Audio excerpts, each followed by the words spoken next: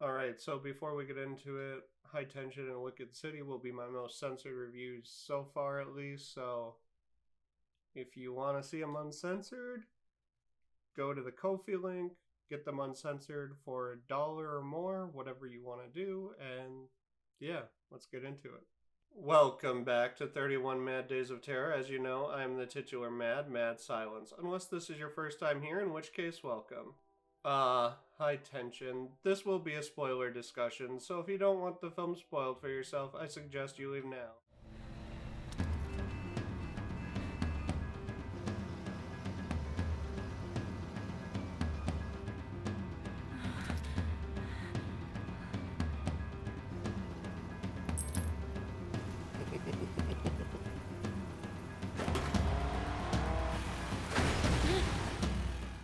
It's strange to say, but this may be the most controversial film I'll be taking a look at this year, and no one was injured or died on set. No, the reason for its infamy is the twist ending where it's revealed that the protagonist, Mary, was actually the killer all along.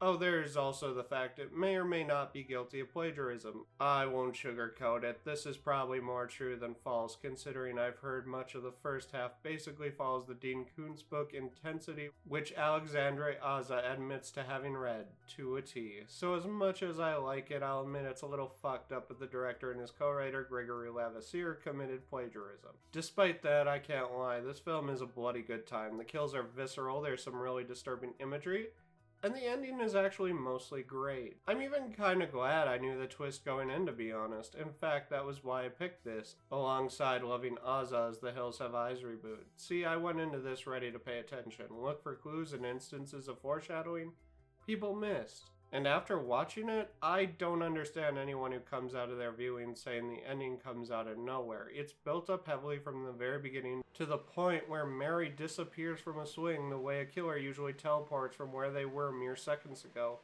in a slasher.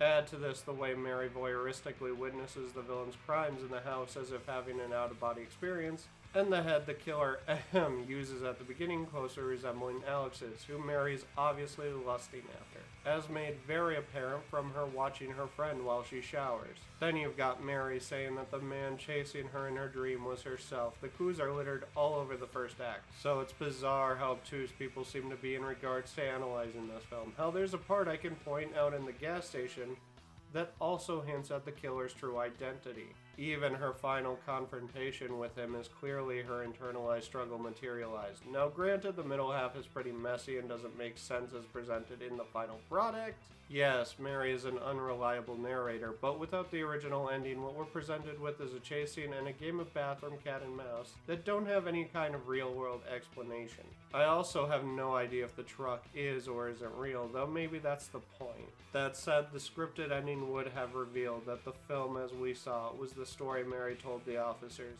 And while I still love the way it transitions between her and her male persona, I think we should have seen that after being presented with the video alongside her, before cutting to that last moment where she reaches out to Alex, separated from her by the walls of her cell. If you think the twist is let down by the more glaring flaws in the movie though, or just see it as Fight Club but worse, those are at least valid criticisms.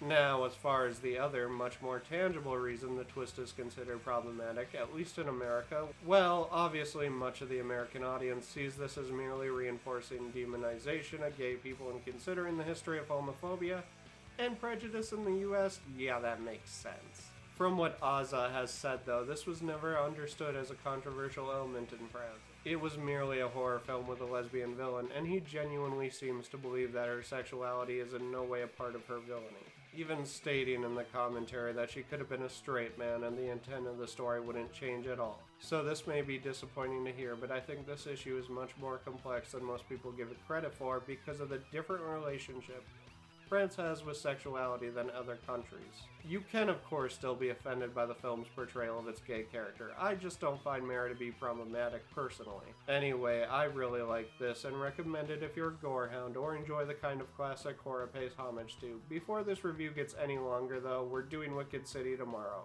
so look forward to that. But until then, please remember to like, comment, and subscribe if you like my content and want to see more or just have something to say. And with that, this is Mad Silence, signing out. Je laisserai plus jamais personne se mettre entre nous. Je laisserai plus jamais personne se mettre entre nous. enregistre.